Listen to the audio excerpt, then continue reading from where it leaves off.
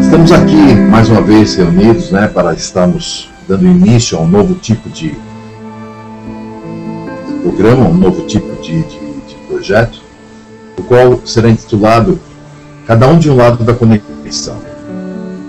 Ele basicamente será um programa de entrevistas, onde será sempre convidado alguém que tenha um vasto conhecimento da Torá. Escolheremos um assunto específico. Terá uma duração de no máximo 40, 45 minutos. E iremos estar falando especificamente daquele assunto.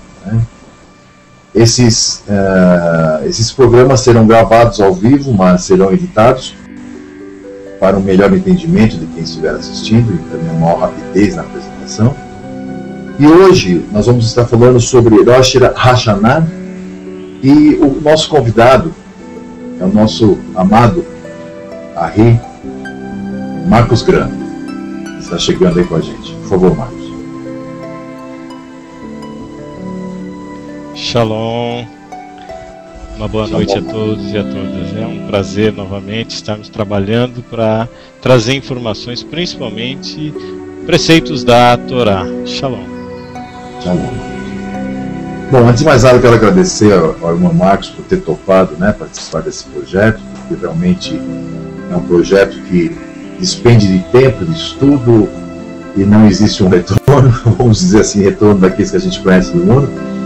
E não é todo mundo que está disponível e nem que tem um coração aberto a estar ajudando outros a entenderem a palavra de nosso Pai, Então eu já agradeço desde já pelo irmão Marcos, Nós temos assim um carinho muito grande um pelo outro, e justamente pelo fato de nós estarmos trabalhando independente daquilo que ocorra do outro lado ou daquilo que venha do outro lado, mas sim apenas desejando realmente informar a verdade.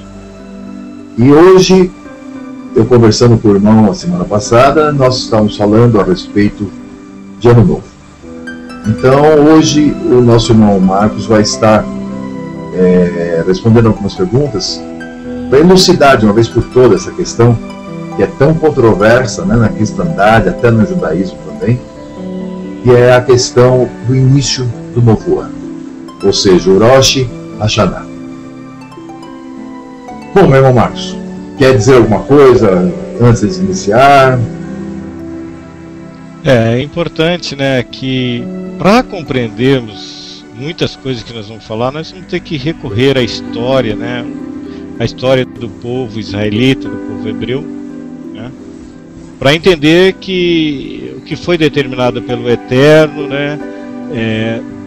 perdurou enquanto se perdurou na terra de Israel, e depois, quando ocorreu as diásporas, a primeira diáspora foram as primeiras umas 10 tribos, do norte de Samaria, que foram levados pela Assíria, e depois a última diáspora, que aconteceu de fato e de verdade por volta do ano 135 já da nossa era, com a revolta de Bar Kokhba.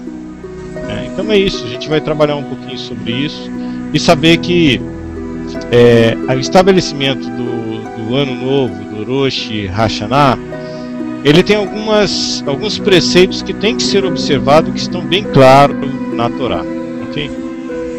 Beleza. Bom, antes de mais nada, então, eu já tive essa pergunta, eu mesmo já me fiz essa pergunta muitas vezes, quando eu via em algum meio, ou na internet, ou alguém falando a respeito. Em poucas palavras, você poderia explicar para nós o que é Rosh Hashanah? Bom, a palavra Rosh, quer dizer que é cabeça, E Shana é ano. Então, Rosh Hashanah é cabeça de ano ou início do ano, Para nós, na nossa língua, a tradução melhor é ano novo. Então, Rosh Hashanah quer dizer ano novo. Perfeito.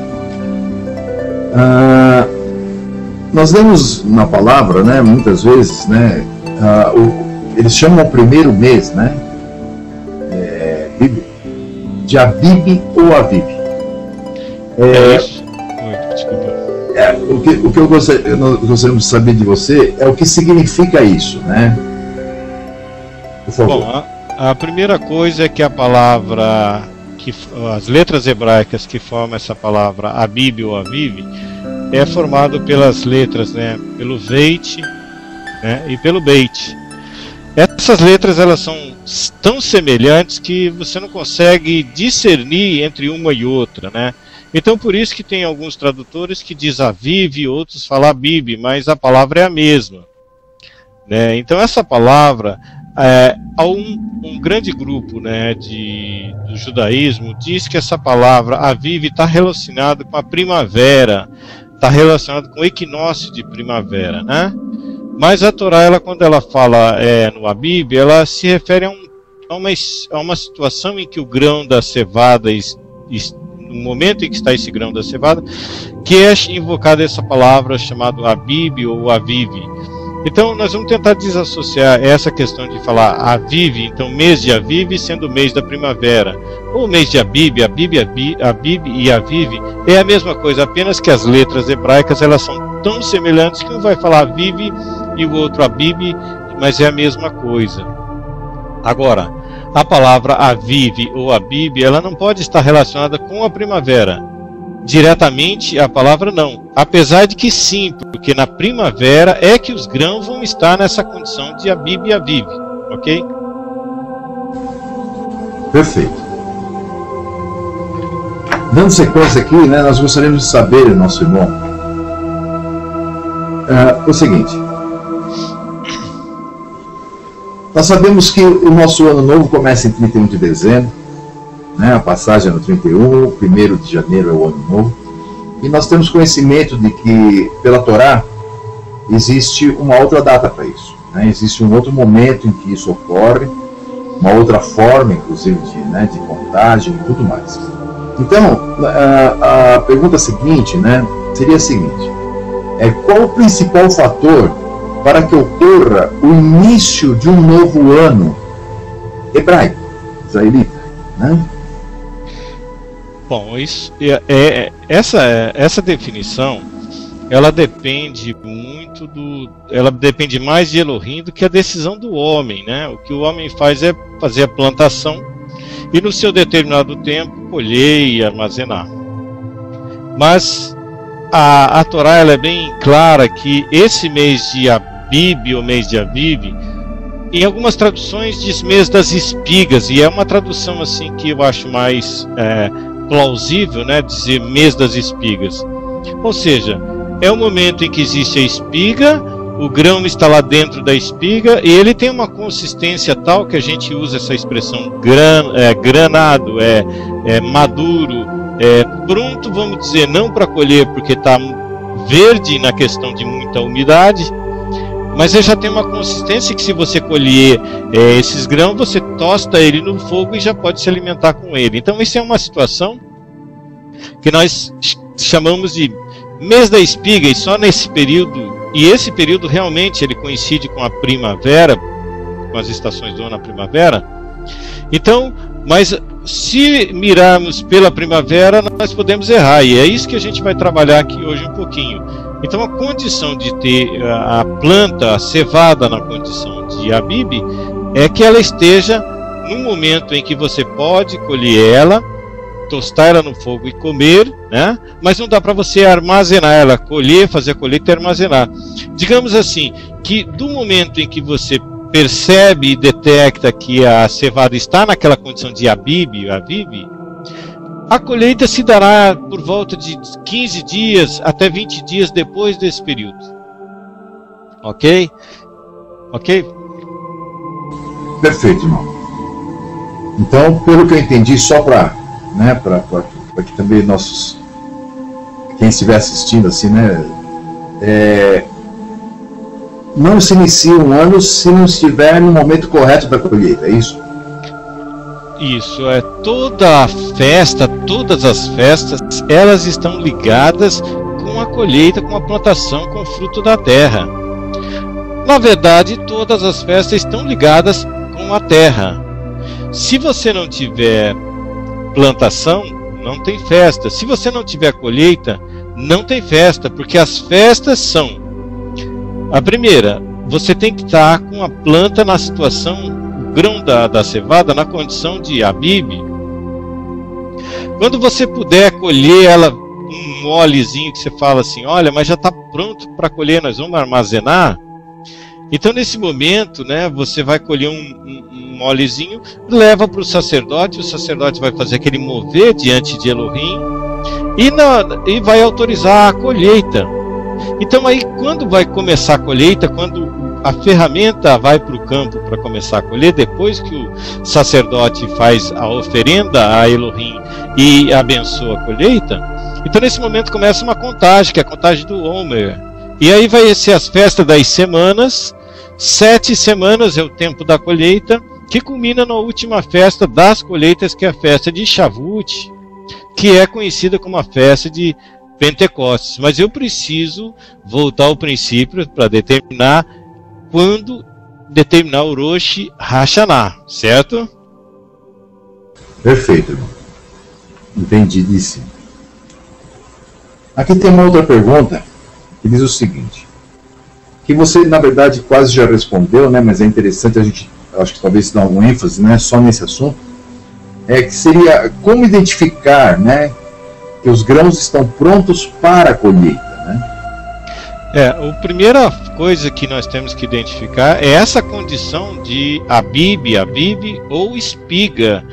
Ou seja, o momento em que você pode colher um pouco da cevada, você tosta ela no fogo e você vai comer ela, dá para comer. Ou seja, ela está na condição granada, está na condição madura, mas ela está muito verde, ainda não dá para ser colhida. E esse tempo que vai gastar, assim, desse tempo que você determina que ela está em abibe, que ela já pode ser colhida para ser tostada no fogo e comida, até o momento em que você vai determinar, não, agora ela já pode ser feita a colheita para armazenar o grão, né?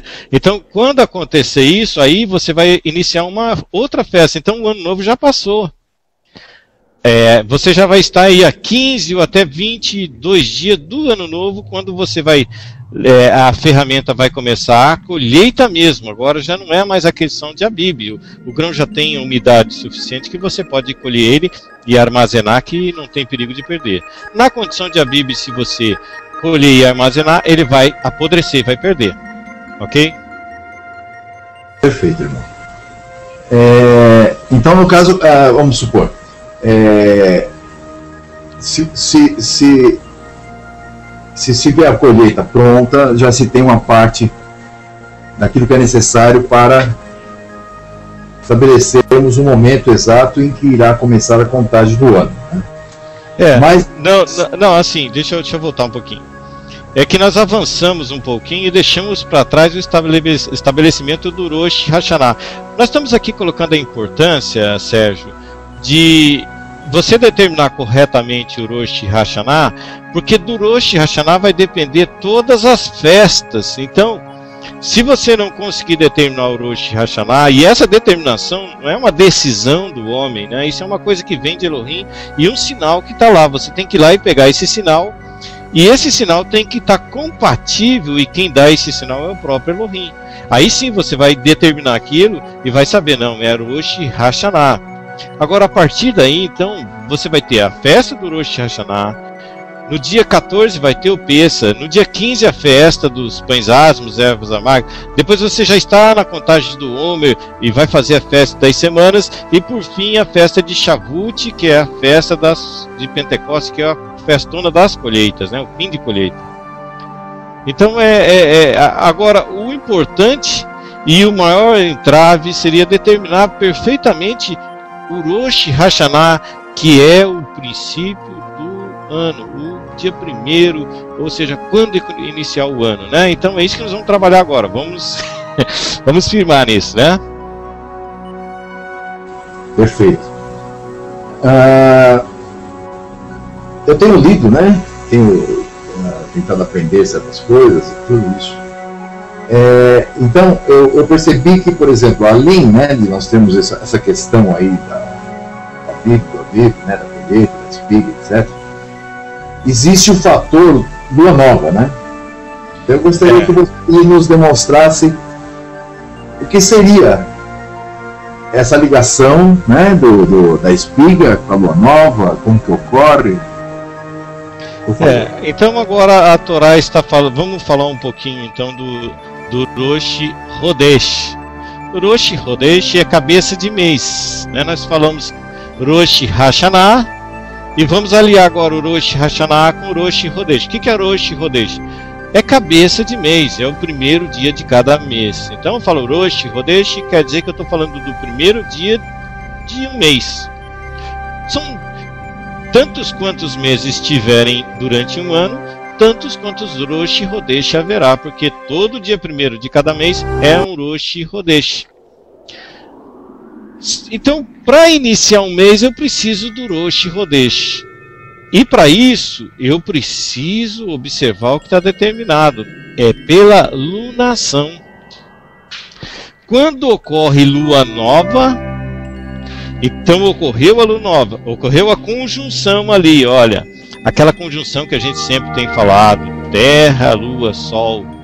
Ocorreu essa conjunção, o que passar dessa conjunção já é uma nova lunação, um novo mês. Então o Rosh Hodesh é contado quando a Lua entra em conjunção. Ok? E para determinar o Rosh Hashanah, eu preciso do Rosh Hodesh, porque todo ano começa no primeiro dia do primeiro mês do ano. Então eu preciso de um Rosh Hodesh, decretando nesse mesmo dia um Rosh Hashanah. Isso, então, agora vamos juntar aí, eu preciso do quê? Eu preciso do mês das espigas, eu preciso que os grãos estejam naquela condição madura que você pode tostar ele para comer, mas ainda não dá para colher, para armazenar.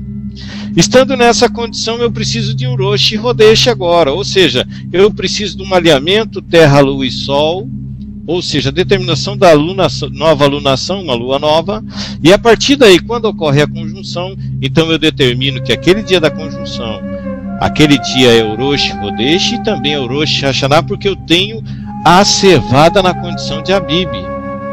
E se eu marcar certinho isso, daí a 15, 20 dias, nós já estamos colhendo o mole do primeiro fruto para apresentar diante de Elohim, para começar a festa das semanas. Essa é a festa de Hag Habikurim, é aquela festa das primícias, conhecida. Ok? Eu acho que já começamos a conectar as coisas, não é? Perfeitamente. Já está começando a dar entendimento, né?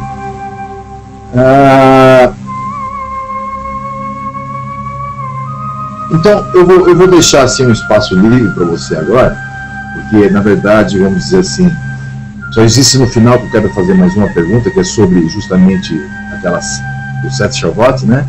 Sim. Mas eu gostaria então que você desse uma explicação agora para nós, o porquê, o como e de que forma devemos agir para estarmos dentro corretamente do calendário bíblico, né? Para que a gente não faça tudo errado, todas as festas, tudo aquilo, né? Então eu vou então recorrer um pouco à história, né? E a gente vai compreender isso ao longo da história até chegar nos dias de hoje, né? Que é uma história muito importante, né? É a forma de interpretar a história, né? Então eu vou começar então a falar da primeira diáspora que aconteceu depois da entrega da Torá.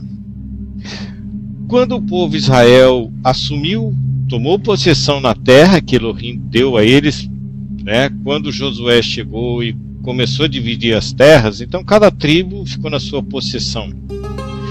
E o reino, quando foi estabelecido o primeiro reino, que veio a época dos juízes, né? E durante os juízes, né, você observando, tinha aqueles altos e baixos de Israel. Uma hora Israel estava sendo oprimido, outra hora Elohim estava libertando Israel, daqui a pouco Israel estava de novo transgredindo e novamente estava caindo sob domínio de outros povos, né? Bom, até que foi estabelecido o reino, né? O primeiro rei foi Saul, e o rei que realmente marcou presença, e depois dele nenhum outro igual teve, foi o rei Davi, e ele governou sobre todas as tribos de Israel, na terra de Israel. Então nesse período era muito simples, porque você tinha os sacerdotes bem estabelecidos, enquanto era tabernáculo, tenda, tinha os sacerdotes, mas depois que construiu a Beit Hamikdash, no caso o templo, né, de quando Salomão, filho de Davi, construiu, então as coisas ficaram mais fáceis ainda de determinar essas questões de Rosh Hashanah, Rosh Chodesh, então isso não era problema. Quando que passa a ser problema? Então tem uma profecia que diz que Elohim vai tirar o sábado, vai tirar as luas novas, vai tirar as festas do povo, né? Mas como é que Elohim tiraria isso, né? Como é que nós vamos concluir a forma que Elohim faria isso e de fato de qual forma que ele fez isso, não é? Então vamos pensar um pouco agora, e aí nós vamos tentar fazer essa conexão e trazer para o nosso tempo, porque é um tempo profético, são coisas que aconteceram dentro das profecias. Os navinhos, profetas falaram sobre tudo isso, né? E todas essas coisas aconteceram, e nós estamos vivendo um momento ímpar agora, né? E nós vamos chegar nesse momento ímpar e vamos falar sobre ele também. Bom, a Torá diz que para você determinar o Rosh Hashanah, você precisa ter a cevada na condição de Abib. Essa é uma condição. Para você celebrar a festa das primícias, dos primeiros frutos da terra, você tem que ter a cevada, ela ter plantado no tempo certo, ter passado pelo Rosh Hashanah, e você vai celebrar no tempo determinado a festa das primícias. Agora, para determinar o Rosh Hashanah, eu preciso ter a plantação na condição de Abib. Então eu preciso estar na terra, eu preciso estar no local determinado por Elohim, porque o mandamento diz lá: quando entrares na terra que vos dou, então quando plantares o primeiro fruto da terra, você traz na presença de Elohim. Então essa é a festa das primícias. Então eu não posso, vamos dizer assim, pegar um mole de cevada da Grécia, ou um mole de cevada lá da Europa, da Arábia. Eu não posso fazer isso, porque a determinação ela é muito clara, que tem que ser na Eretz Israel, ou seja, na terra de Israel. Agora vamos pensar um pouco. Quanto à profecia, de que forma Elohim ia tirar todas as coisas? Olha, é só tirar o povo da terra, acaba. Por quê? Porque se não tiver ninguém para plantar, não tiver ninguém para cultivar, ou o povo não estiver na terra, o que vai acontecer? Você não pode colher um mole dos primeiros frutos de outra terra. Eu posso celebrar as coisas aqui no meu país, mas olhando para a terra de Israel. Por exemplo, eu não posso olhar a cevada aqui no Brasil e determinar o Rosh Hashanah. Eu tenho que determinar por lá. Então hoje nós temos condições de restabelecer isso. Mas veja bem, desde o ano 135 da nossa era, na revolta de Bar Kokhba, que o exército romano, o Império Romano invadiu a Judéia, tirou o nome de Judéia, botou o nome de Cesareia e acabou com a possessão da casa de Yehudá, dos judeus da terra de Israel. E começou uma diáspora que durou aproximadamente quase 2.000 anos. Quase 2.000 anos, de 135 até 1948, quando fundou o Estado de Israel. Então a Judéia passa a entrar novamente na contagem da produção de grãos na terra de Israel. Então, do período de 135 até 1948, como que se poderia estabelecer um Rosh Hashanah com os Abib, sendo que ninguém habitava na terra de Israel, porque não era mais a terra de Israel? Então tudo que se fizesse a partir daí tinha que ser, vamos dizer assim, um palavreado assim bem vulgar mesmo, no chutômetro, né? Chutar o dia. Porque se a determinação lá não é estamos na primavera, vamos estabelecer. Não é isso que está escrito na Torá. Mas se chegou a primavera nós podemos. Não podemos. Eu preciso ter a condição de colheita do Abib primeiro, depois a condição de colheita, porque tudo gira em torno disso. Agora tudo gira em torno disso dentro da terra de Israel, ou seja, aquilo que vai surgir da terra é que vai determinar os tempos determinados. Agora, se eu não tenho acesso à terra de Israel para determinar os tempos determinados, o que acontece? Como que eu vou determinar isso? Um exemplo. Nesse período agora, nós estamos nos aproximando, nós estamos no 12º mês hebraico. Quando chegar ali pelo dia 6 de março do calendário gregoriano, nós vamos estar assim muito preocupados, com os nossos olhos voltados para a terra de Israel. Por quê? Porque hoje existe o Estado de Israel, existe plantação dentro das terras de Israel, na região da Judéia tem plantação de cevada. Quando chegar lá para o dia 6, olha, o alinhamento vai acontecer ali pelo dia 10. Eu não sei exatamente, que eu ainda não me atentei para isso. Mas vai acontecer entre o dia 10, 11 de março, agora o alinhamento, né, a lua nova. Agora, quando acontecer isso, também vai ser o fim do 12º mês. Nós estamos agora em curso no 12º mês hebraico, correndo um sério risco de nós termos o 13º mês. Por quê? Porque não interessa a quantidade de meses. O que interessa é que a cevada esteja na condição de Abib. Agora, se eu chegar no final do 12º mês que nós estamos, nós corrermos a terra de Israel, a região da Judéia, e não acharmos a cevada na condição de Abib, ou seja, naquela condição que eu posso colher, tostar e comer, ou seja, ela está granada, está madura, mas ela está verde para colheita.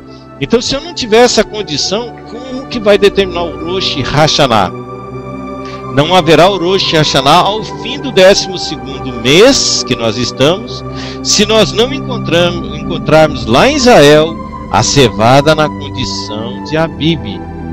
Por isso, tem até uma campanhazinha na internet dos nossos Ahim, lá de Israel, para levarmos donativo para eles correrem de carro, gastando gasolina, para irem nas fazendas, nos campos, a partir lá do dia 6, do dia 5 agora, já de março, já correndo as fazendas, as plantações, para localizar uma plantação em que a cevada esteja na condição de Abib. Se isto acontecer, nós vamos celebrar o Rosh Hashanah agora, pelo dia 10 de março. Se não acontecer isso, nós vamos ter que acrescentar o 13º mês, ou seja, uma lunação completa para esperar o outro Rosh Hodesh. Isso vai acontecer em abril, e nós teremos então, no caso, 13 meses. Então nós vamos celebrar o Rosh Hashanah em abril, e não no equinócio, no começo do equinócio da primavera, como está marcado para o dia 20, 21 de março. Entende? Então não importa essa questão de mas não pode, não existe 13º mês na Bíblia. Não importa, e não tem nada a ver também, porque não é pelo fato de eu ter 5, 10, 12 ou 13 meses que eu vou iniciar um novo ano. Não, eu só vou iniciar um novo ano quando eu tiver cevada em Abib na Eretz Israel, na terra de Israel, nessas condições de Abib.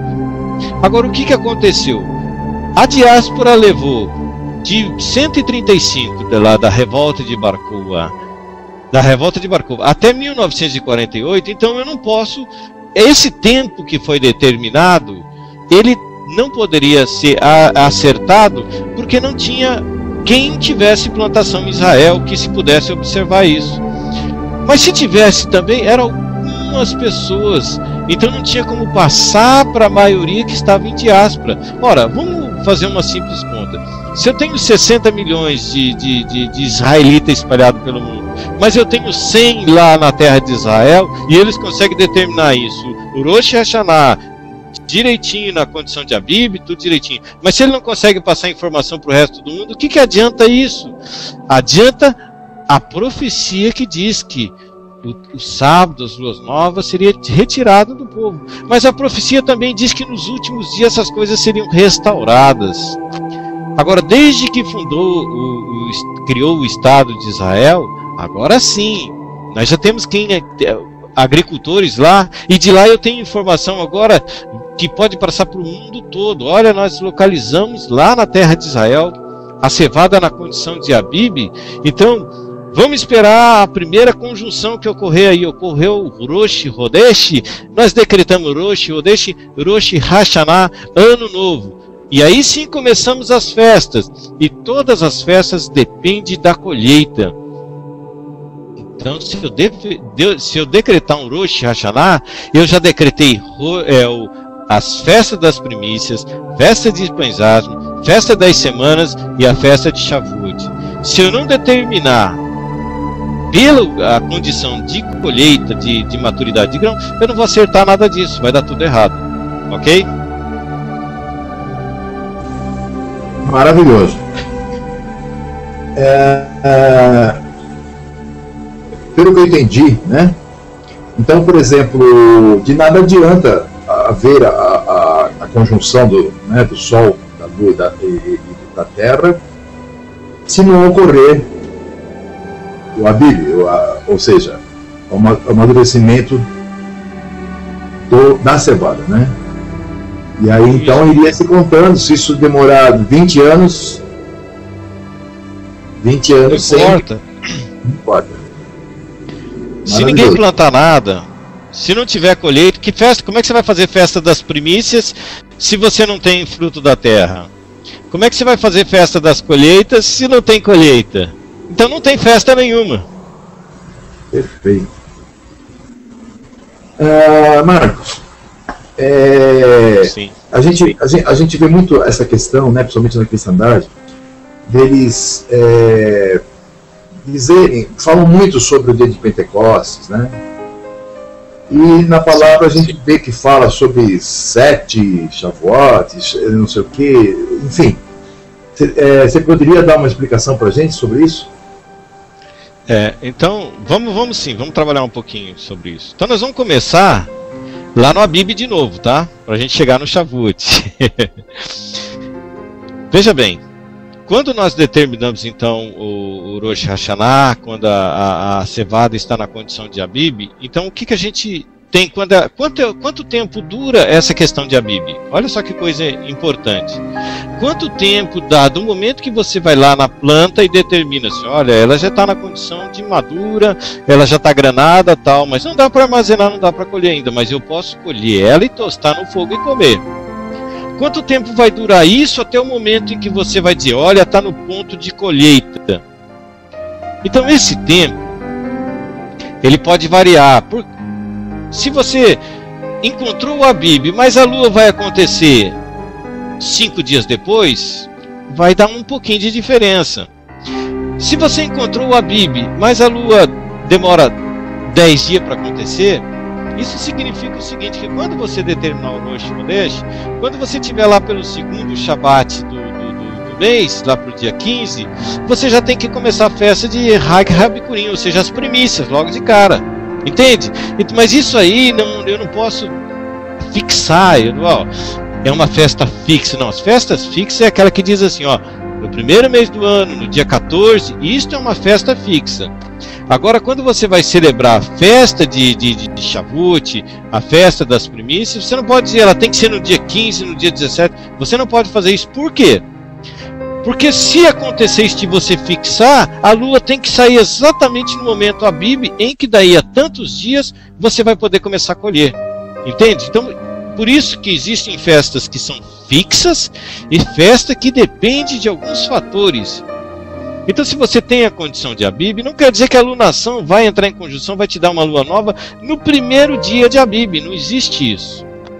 Então, começou o Abib. Vamos supor que 5 dias depois, olha, ocorreu a conjunção. Decretamos Rosh Hashanah. Começamos um ano novo. Então, eu já estou comendo os frutos da terra. Agora eu vou demorar um pouquinho mais, até o momento em que a umidade do grão, ela cai, por exemplo, quando ela está em Abib, ela está em 30%, 35%, um chute, hein? Não vão me... Mas vamos supor que na hora de colher ela tem que estar com 13%. Olha só que coisa interessante. Vamos chutar que ela está com 35% de umidade quando ela está no Abib, começando, e que no momento de colheita ela está com 13% de umidade. Isso já dá para dar uma ideia. E esse período em que ela está no Abib com 35% de umidade, até chegar no 13% de umidade, chutando, para começar a colheita, esse período pode levar de 15 a 20 dias. Acontecendo isso, então o que acontece? Quando você decreta o Rosh Hashanah, você vai contar então 14 dias, primeiro conta 10 dias, separa o cordeiro da peça. No dia 14, faz o sacrifício do cordeiro, mata o cordeiro para fazer a festa de peça. Aquela noite, então, come o peça. E no dia 15, você já tem o início de uma festa que dura 7 dias, que você vai comer pães ázimos e ervas amargas. Só que quando você inicia a festa das primícias, e essa festa das primícias depende disso que eu estou dizendo, de o grão estar na condição de colheita. Mas isso também tem outro fator. Lá na Torá ela diz o seguinte: vamos supor que vamos usar a grade semanal, esse calendário gregoriano, para a gente entender o que eu vou falar. Vamos supor que o técnico agrícola chegou lá e diz assim: ó, quarta-feira, olha, o grão já está no momento de colher. Nós podemos começar a colher. O que a Torá diz? Ela diz que é para você esperar o Shabat.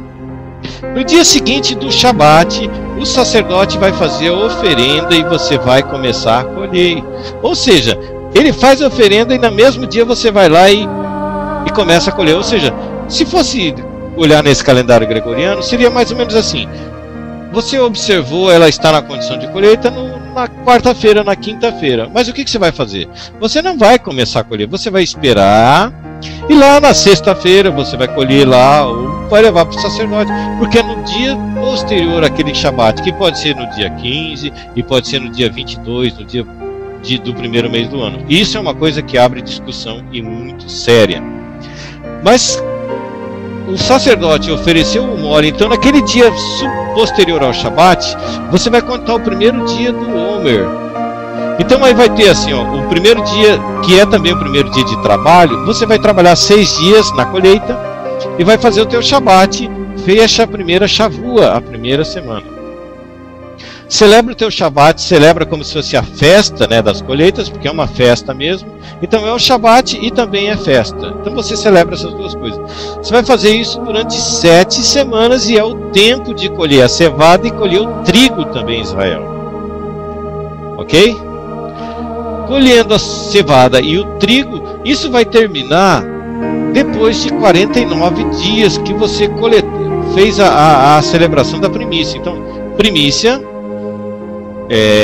conta o primeiro dia do Omer, que é o primeiro dia de trabalho, que é o dia posterior ao Shabat, e vai contar 7 Shavua, ou 7 Shavuot. E quando terminar de contar 7 Shavuot, o dia seguinte dessas 7 Shavuot, quando você terminou o Shabat, né, então tudo vai terminar no Shabat. Você celebra o teu Shabat, celebra. Quando você concluiu 7 Shabats assim, então quando você festejou o 7º Shabat, o dia seguinte é o 50º dia. O 50º dia, ele é notório na Torá, porque ele é o dia de Shavuot, a grande festa de Shavuot. E essa festa, ela é conhecida no meio evangélico como a festa de Pentecostes, aquele dia que a Rua de Elohim foi derramada. Entende? Então ela foi associada dentro do sistema religioso como a festa de Pentecostes, a festa do derramamento da Rua. Mas é a festa das bênçãos de Elohim sobre todo o povo israelita, com o fim da colheita. Essa é a bênção da colheita, né? Ok?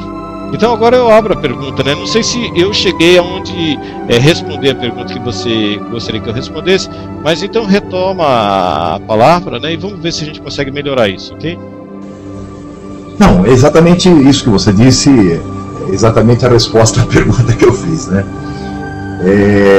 E o importante é que você deixou bem claro de que isso pode ocorrer tanto, por exemplo, no Shabat, após o primeiro dia após o Shabat dia 15, ou do Shabat 22. E parece que outro dia nós conversamos, você me disse que isso pode ocorrer também antes, né? Vamos pegar um caso aqui. É meio difícil acontecer.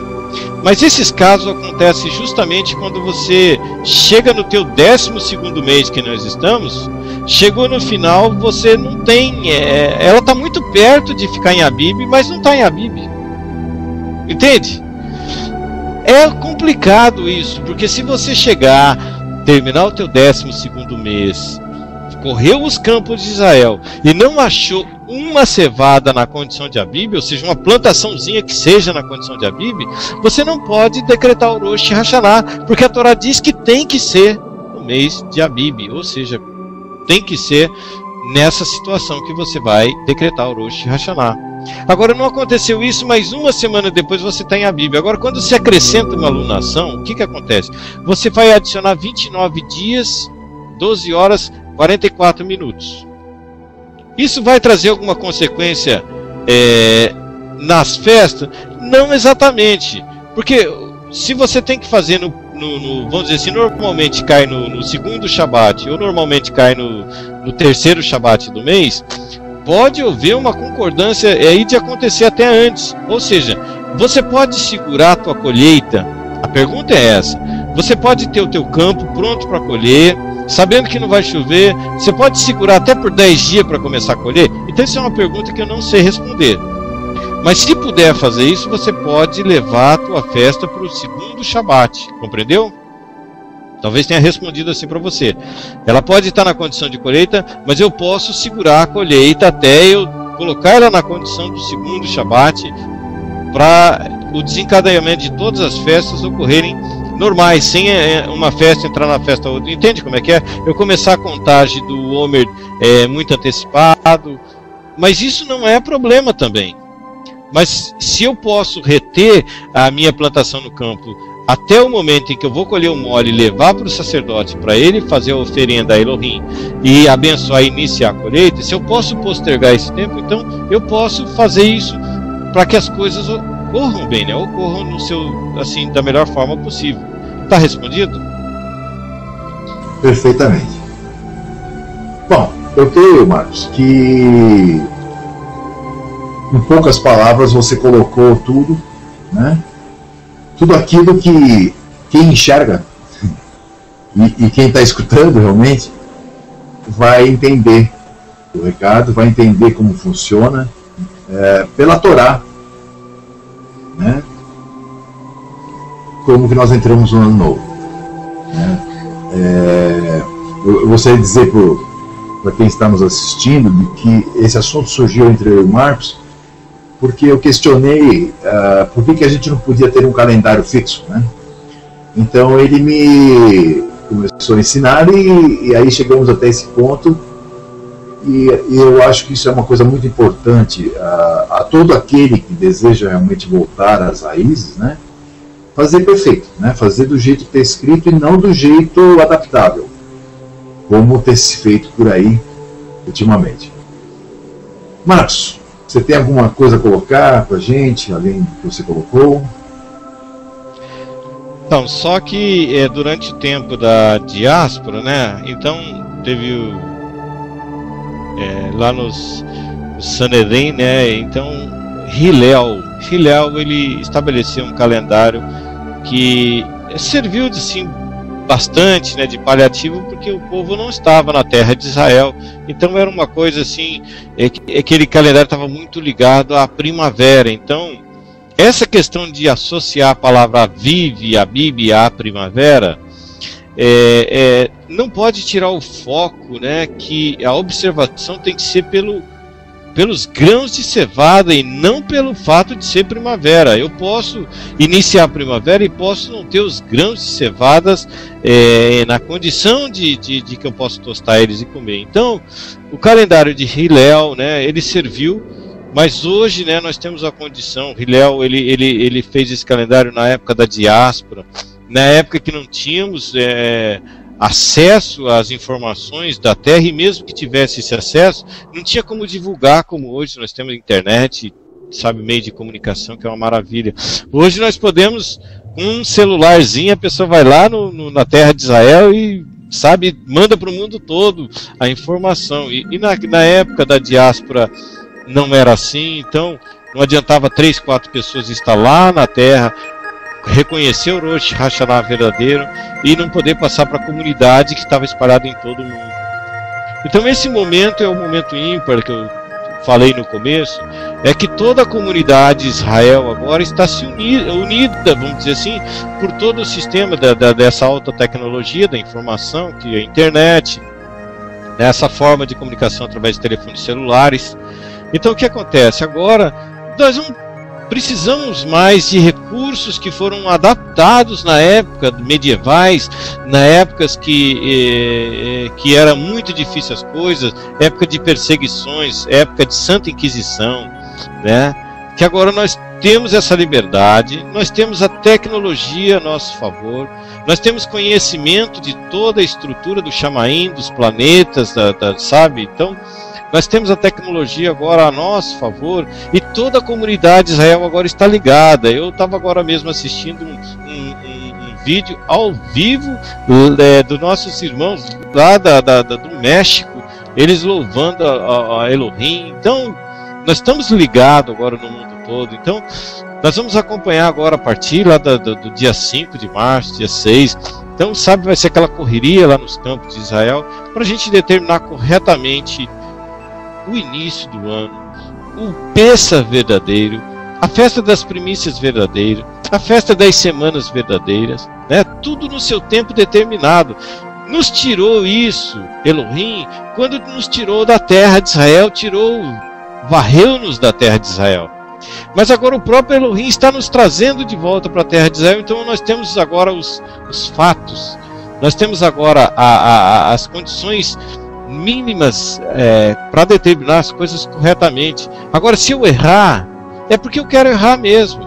Então as coisas têm que ser restauradas, e a restauração passa por isso.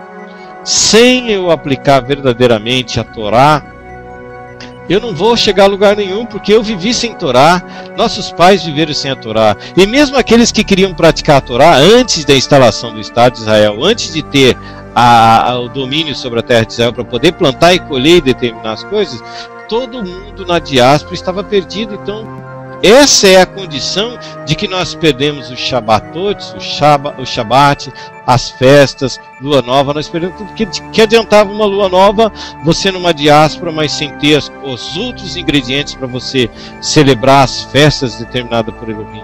E as festas determinadas por Elohim estão ligadas à terra, à plantação, a colheita, né?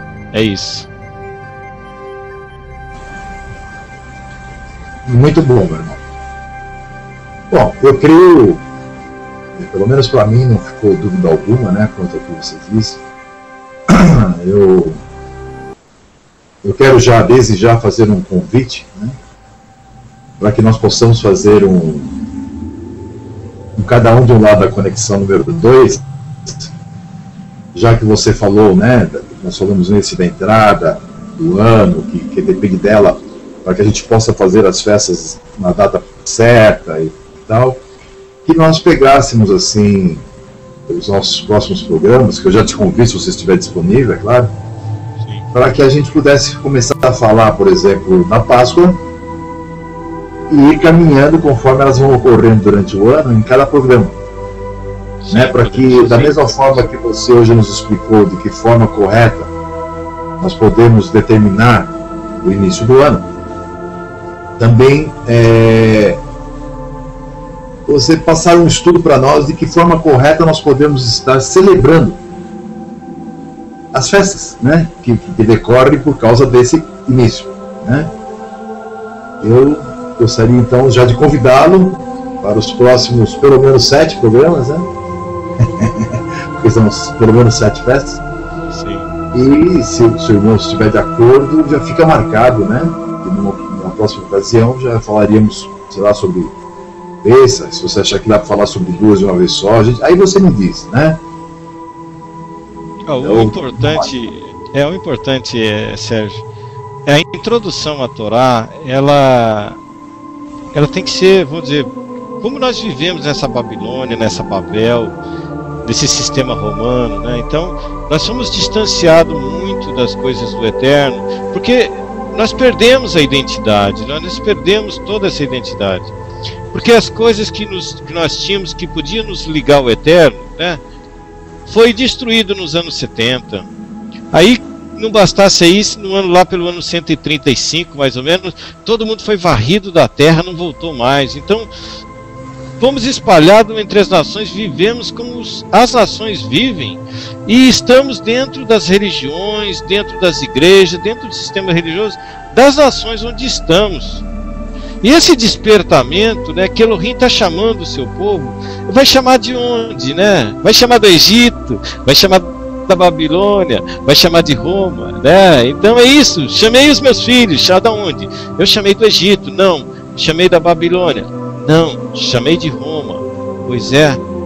Então é isso, né? Nós estamos vivendo esse momento ímpar, né? Esse momento maravilhoso, que é voltar às veredas antigas, né? Voltar novamente, né, aos termos que Elohim determinou para o seu povo.